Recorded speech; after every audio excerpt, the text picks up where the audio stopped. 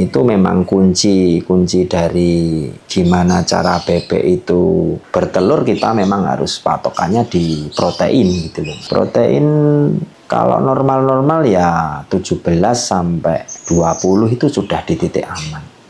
Jelas berbeda, Mas.